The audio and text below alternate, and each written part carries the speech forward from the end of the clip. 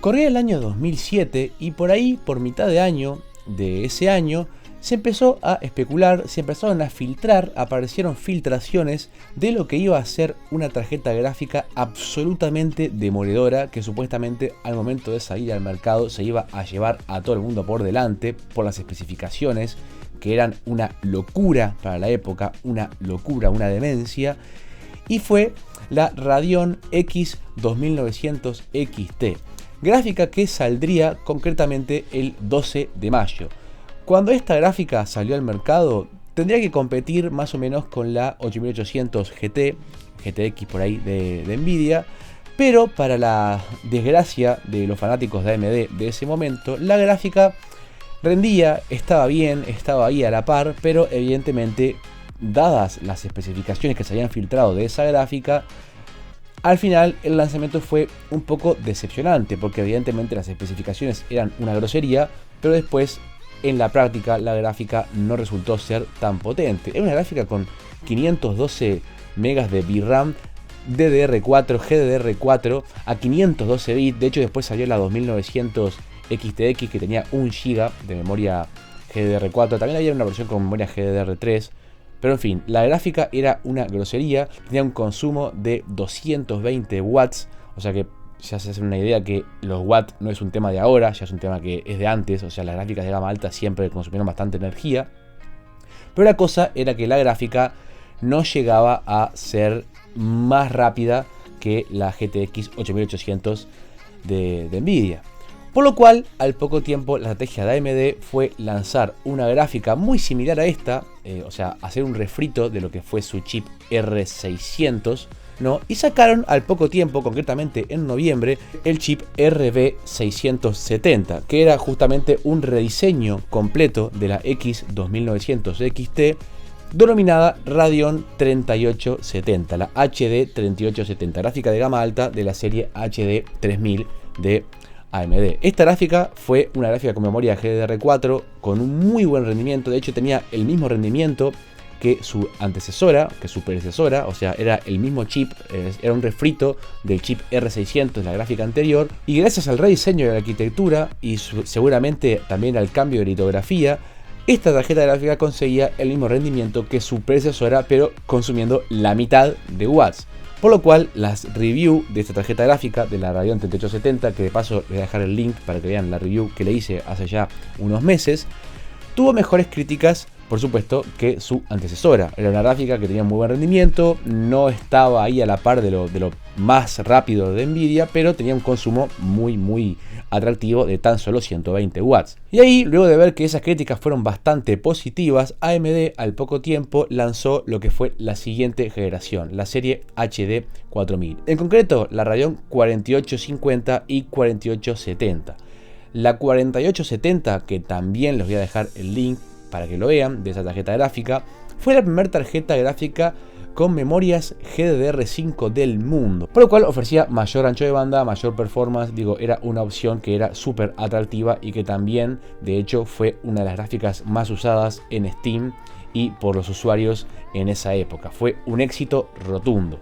Lo que pasó fue que entre medio de la salida de la Radeon HD 5000 y la salida de ahí de la Radeon HD 4000, o sea, en el medio de ese tiempo, Nvidia tenía su GTX 280, su GTX 275 y su GTX 295, que era una GPU dual de la GTX 280.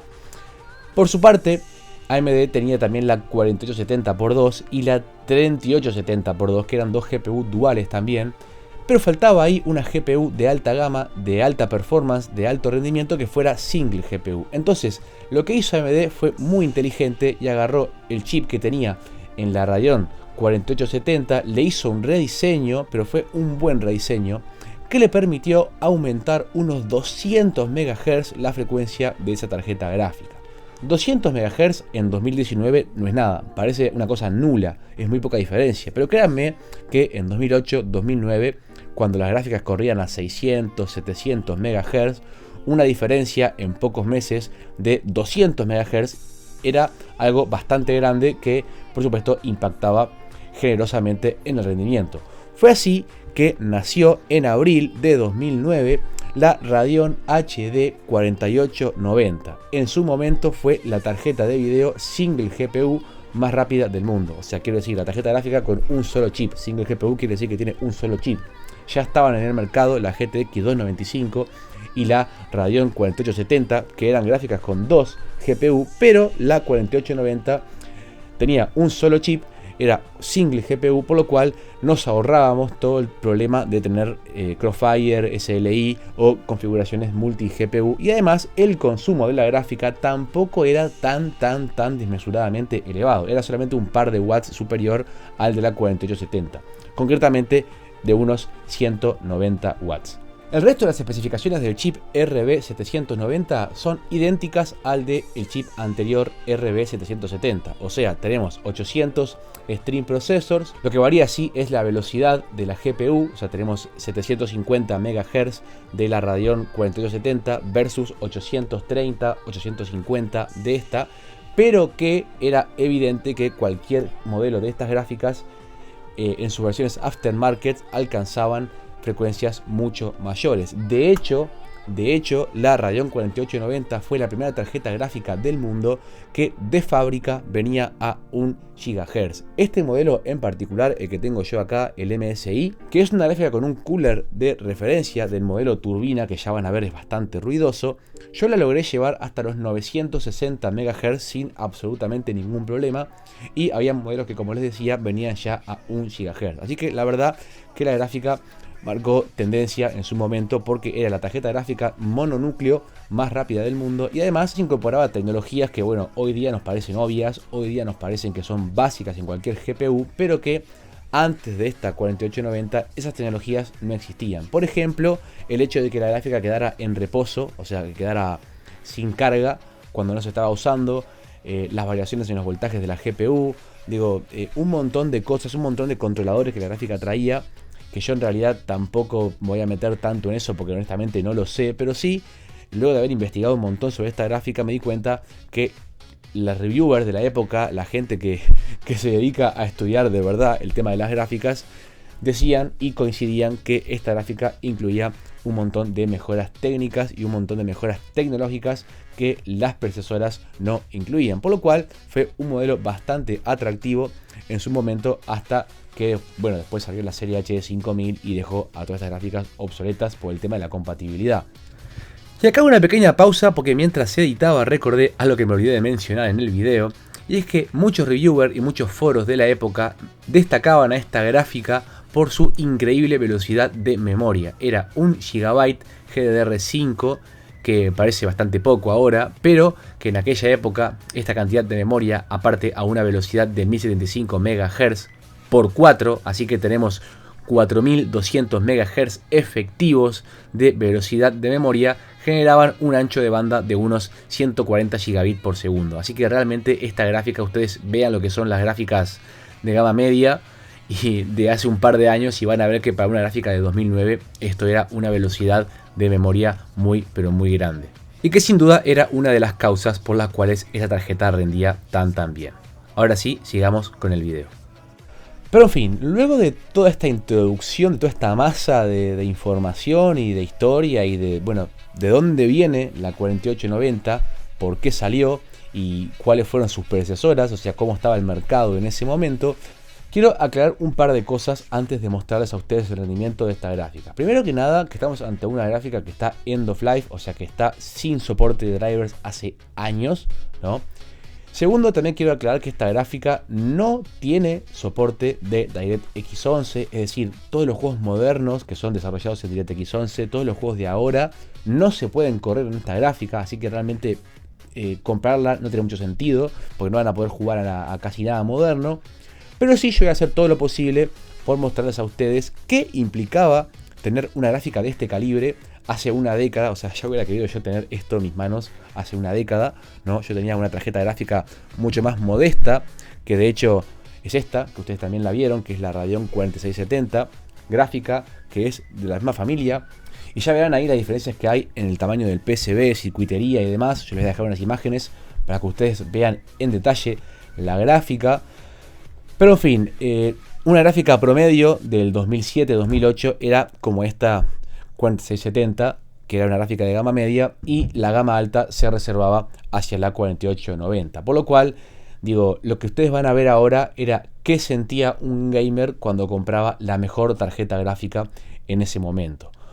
Tomar en cuenta también que estamos hablando, repito, de una gráfica single GPU, así que bueno, ya seguramente vea algún comentario, gente que me diga, no, sí, porque estaba la GPU doble, que era más potente, y sí, pero esto es un solo GPU, no son dos, es uno solo, y hay que tenerlo en cuenta para las cifras de FPS que ustedes van a ver a continuación. Así que bueno, lo que voy a hacer ahora es mostrarles a ustedes cómo rendía esta gráfica con algunos títulos de la época y cómo fue evolucionando con los años. Así que bueno, empezamos con las pruebas y después vamos a ver algunos comentarios finales.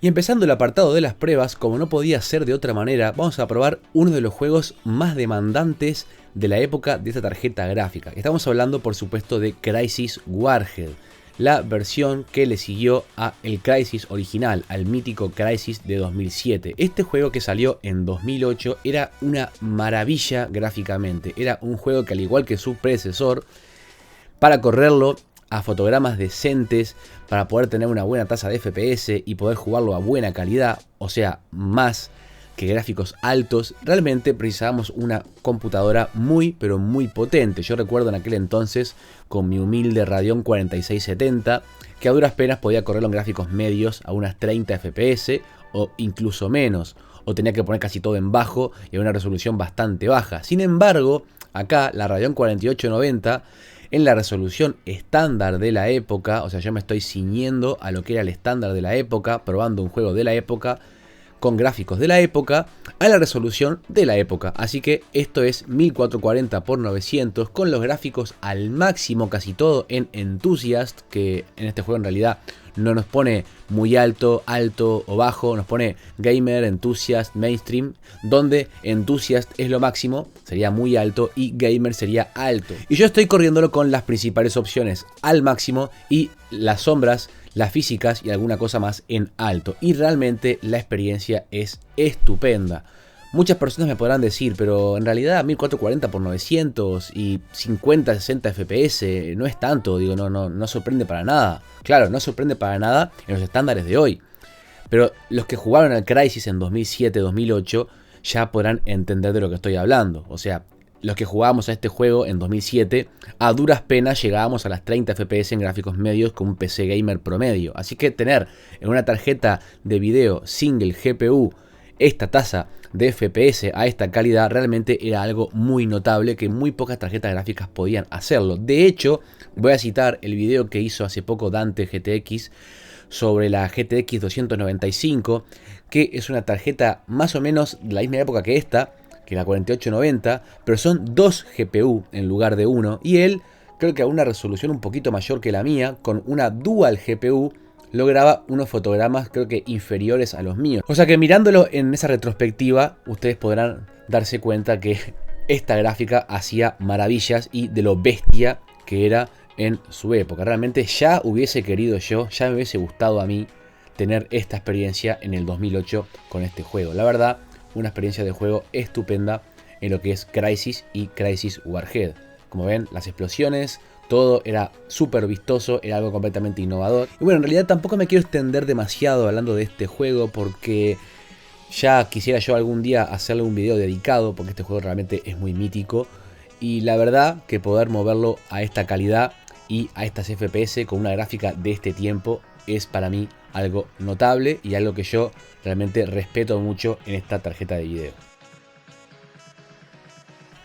Y siguiendo con lo que son los juegos más demandantes de la época de esta tarjeta gráfica, estamos hablando de otro juegazo que fue el Far Cry 2. El Far Cry 2 también es un juego del 2008, más o menos, de la misma época que la tarjeta gráfica.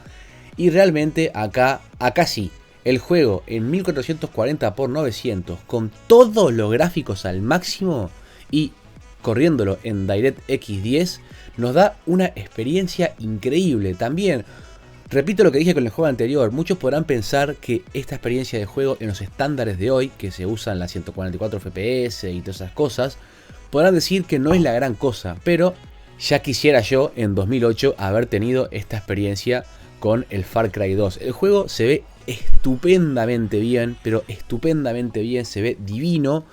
O sea, gráficos del 2008, ¿no? Estos son gráficos del 2008 y se puede correr a 70, 80 FPS todo el rato de manera fija. O sea, las FPS nunca bajan, no da tirones, no da bajones. La verdad que la experiencia en Far Cry 2 es exquisita, es fenomenal. Y repito, un juego del 2008 de los AAA más demandantes y ya ven ustedes lo que hacía una tarjeta gráfica de gama alta para un juego de gama alta. Porque yo creo que Far Cry 2 es un juego en el que se invirtió mucho amor en su desarrollo. La verdad es genial, se puede prender fuego todo, se puede romper todo, se puede interactuar con todo el entorno. La verdad que Crysis inició ahí en su momento una tendencia, marcó un antes y un después, ¿no? Y luego otros juegos como Far Cry empezaron a copiar muchas de esas cosas, como las físicas y la interacción con el medio, con la escenografía, con el escenario. Y la verdad que Far Cry 2 para mí es un juego que me marcó mucho en su momento, porque yo cuando lo jugué por primera vez noté ese cariño que se puso en su desarrollo, y realmente la experiencia que tuve en aquel entonces, en su momento, no era nada que ver con esta. Acá lo puedo mover al máximo con una tarjeta de video de la época, y la verdad que al igual que en Crysis Warhead y en Crysis, la experiencia es exquisita, es magnífica. El juego se mueve estupendamente bien a la resolución estándar de la época, que eran 1440x900, y con los gráficos al máximo, incluso con el anti-aliasing prendido en multisampling por 2, que eso nos comía un montón de recursos. Creo que el DirectX 10 fue un punto de inflexión que hizo que los juegos aprovecharan mucho mejor este tipo de hardware antiguo, y la verdad que esta bestia del DirectX 10 no deja absolutamente nada que desear en este fantástico título. Así que también, al igual que el Crysis, la experiencia en un juego de la época con esta gráfica de gama alta es magnífica. Y ahora, ya avanzando un par de años, también el juego más demandante de 2010, un juegazo, estamos hablando de Metro 2033 Redux, un juego increíble con una calidad gráfica absolutamente abrumadora de lo buena que era exquisita. También veíamos efectos cinematográficos que eran increíbles en su momento. Estamos hablando de un juego que tiene 9 años prácticamente. Como ahora mismo está el Metro Exodus, que también es un despelote gráficamente. Bueno, este juego lo fue en 2010. Uno podía ver el polvo, uno podía ver las partículas, uno podía ver un montón de detalles. Las texturas tenían una calidad impresionante en la ropa, en las armas. La verdad que era un juego muy pesado. Y una vez más, la Radeon 4890, en este juego que ya es un poquito más moderno que la salida de la gráfica, igualmente hace un trabajo bastante notable. El problema con este juego fue que en su momento incorporó también lo que ya conocemos desde hace tiempo como Nvidia GameWorks, como son las físicas y esas cosas que, por supuesto, las tarjetas gráficas de AMD en ese momento no tenían la capacidad de tener ese tipo de instrucciones. Entonces hay algunas escenas donde hay, por ejemplo, mucho humo, y hay muchas cosas que caen y muchas cosas que requieren sí o sí de tener el hardware de Nvidia. Ahí la 4890, por un tema de optimización y por un tema de, creo que, falta de instrucciones, tenía pérdidas importantes de rendimiento. Pero realmente en escenas donde no hay mucho humo y donde no hay tampoco demasiada carga, realmente la experiencia en este juego es tremenda. Con los gráficos al máximo en Very High y DirectX 10 a resolución 1440x900, el juego anda prácticamente todo el rato a unas 50 FPS. Como están viendo ahí, cuando aparece el humo, las FPS bajan un poco, tengo bajones, pero creo que es no por un tema gráfico o de que la gráfica sea poco potente y que no le dé, sino que es por un tema de cálculo de instrucciones del juego, que bueno, al tener este tipo de físicas de Nvidia GameWorks, el juego realmente baja un poco su rendimiento. Pero en líneas generales, la verdad, el rendimiento en Metro es exquisito. Y ahora sí, avanzando un poco más en el tiempo, nos movemos hacia el año 2013, ya bastantes años después de salida la gráfica. Y estamos probando concretamente el Tomb Raider, la edición 2013, valga la redundancia. Estamos ante un juego que ahora sí ya fue desarrollado completamente en DirectX 11, pero que no obstante se podía ejecutar en DirectX 9. O sea, cuando el juego detectaba que nuestra placa gráfica no era compatible con DirectX 11, el juego se podía ejecutar de igual manera, se abría, pero lo que pasaba era que las opciones gráficas algunas se deshabilitaban o no te dejaba ponerlas al máximo, o ya de por sí aparecían en gris, como que no te dejaba modificarlas. Y eso era para que justamente la gráfica pudiera moverla. Evidentemente, el juego con todos los gráficos al máximo, y cuando digo al máximo quiero decir lo que son las posibilidades del DirectX 9. No podemos poner 3FX, no podemos poner nada de lo que es la profundidad de campo o las reflexiones en ultra, ni las sombras. O sea, lo que ustedes están viendo es la máxima calidad posible en lo que es el modo DirectX 9, por más que el overlay diga por ahí D3, D11, en realidad esto es DirectX 9. El juego funciona, la verdad, espectacular. El juego se mueve estupendamente, sin ningún bajón. Realmente la única opción que deshabilité fue el High Precision, que me quita un montón de FPS, un montón de rendimiento y no aporta nada en lo que es la visual. Y como están viendo, la verdad el juego se puede ejecutar muy bien, con una average FPS de más de 60 casi todo el rato, 70, 80.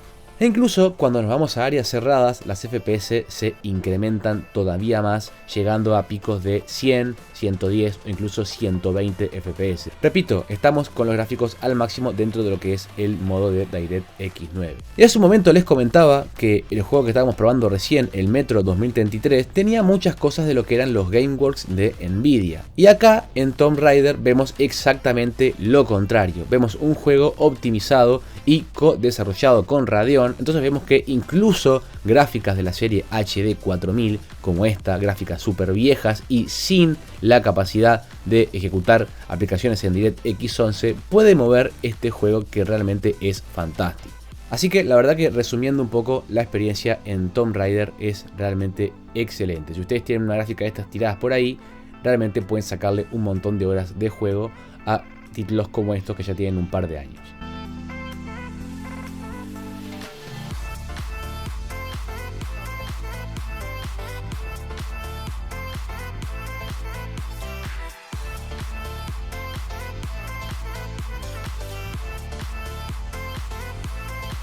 Bueno, como habrán visto, la gráfica en su momento cuando salió era una barbaridad. O sea, esta tarjeta gráfica era una grosería. Era una tarjeta gráfica que, como les digo, les vuelvo a repetir lo que ya les dije. Ya me hubiese gustado a mí tener esta tarjeta gráfica, este poder brutal de DirectX 10 y DirectX 9 en su momento. Evidentemente, bueno, el hardware avanza, la tecnología avanza y la obsolescencia va tomando a este tipo de piezas de hardware con los años, y evidentemente hoy día ya poco se puede hacer con eso. Pero no obstante, ahora van a ver cómo se mueve esta gráfica con algún que otro título popular.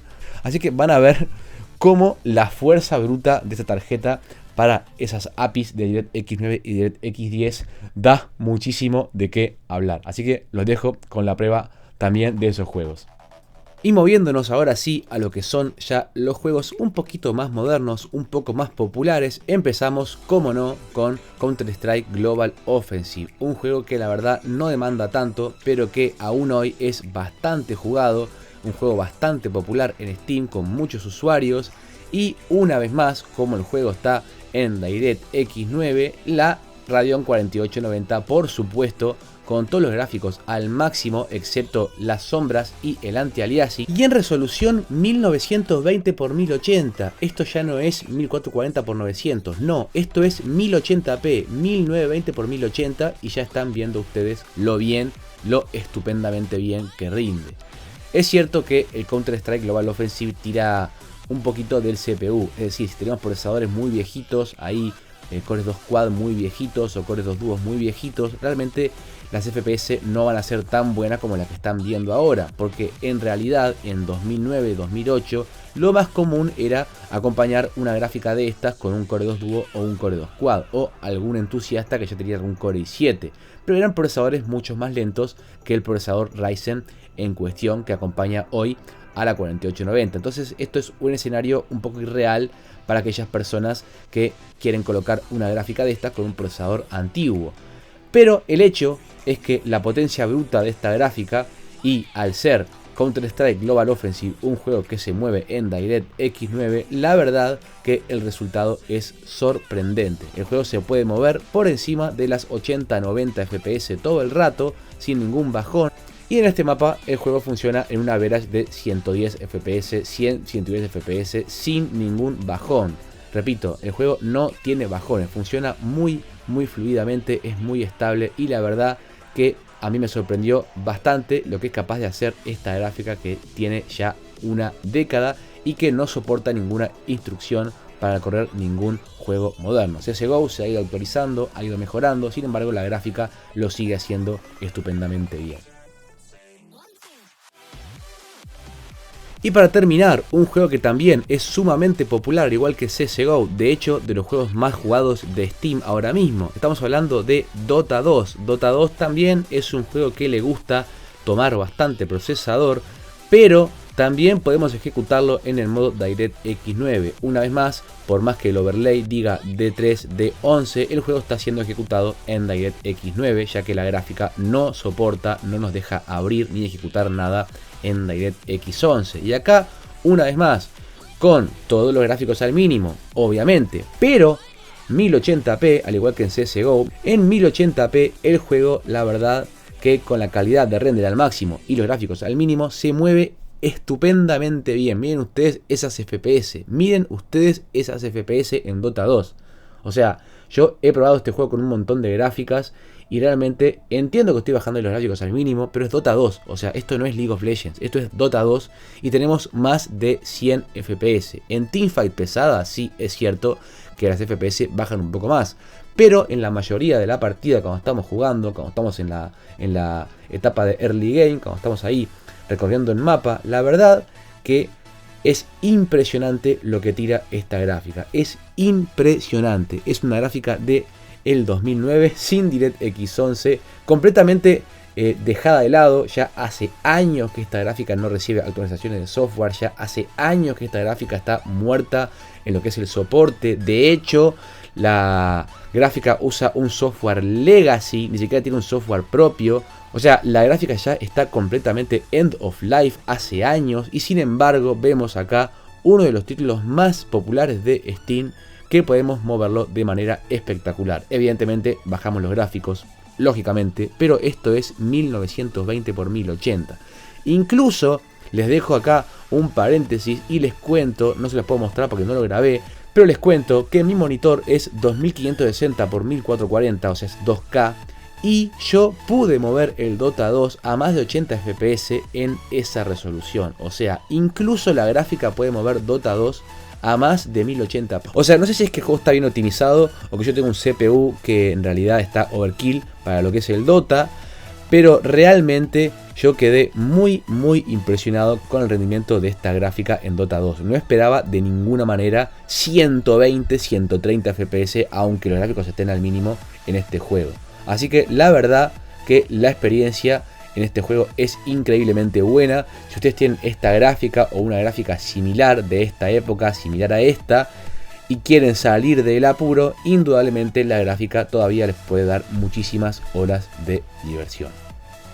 Creo que sí, como punto negativo, lo que tuvo esta gráfica desde su lanzamiento, y creo que lo que hizo que estas gráficas de diseño blower tuvieran la mala reputación que tienen, creo que esta gráfica es justamente el ejemplo perfecto de ruido extremo. Les voy a dejar ahora a continuación cómo es el ruido que mete esta gráfica, tanto en reposo con el fan al 30%, al 50%, al 70% y al 100%, y las temperaturas bajo carga cuando editamos la velocidad de los fans. Así que bueno, escuchen lo que es el sonido porque es una cosa increíble.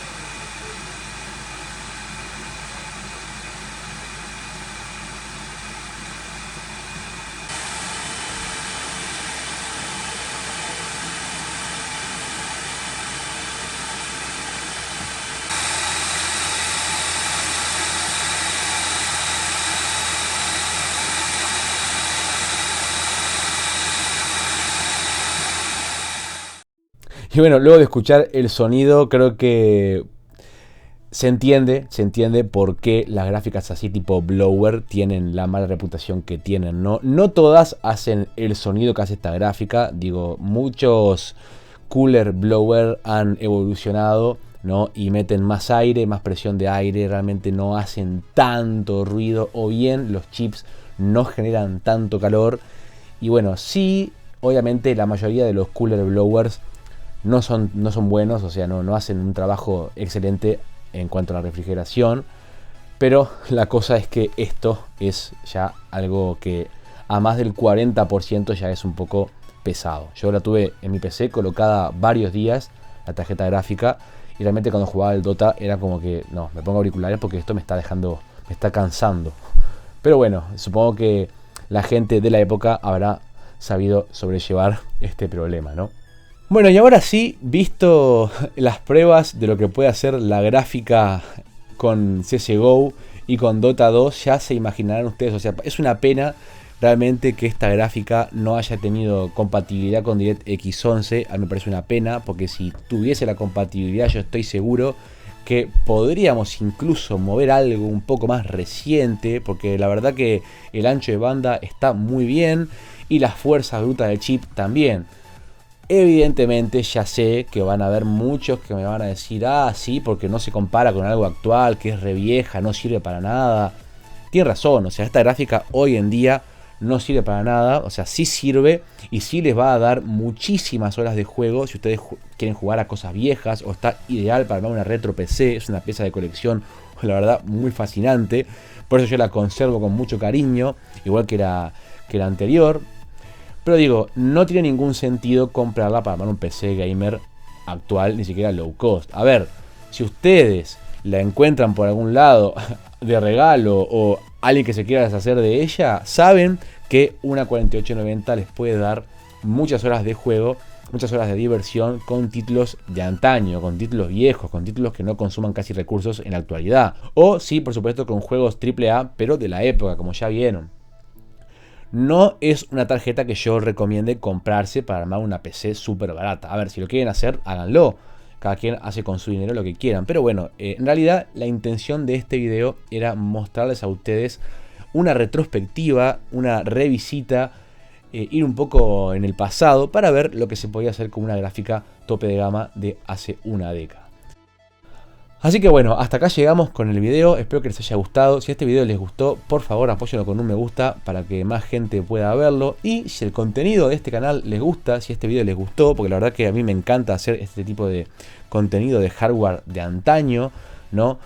Suscríbanse al canal, suscríbanse, que es gratis y me están motivando a subir más contenido, más seguido y a crecer para que, bueno, más gente tenga la posibilidad de ver estos videos y colaborar con estos debates que siempre se arman en esta comunidad que de a poquito se va formando. Así que bueno, muchas gracias por haber llegado hasta acá. Espero no haberlos aburrido, espero que les haya gustado.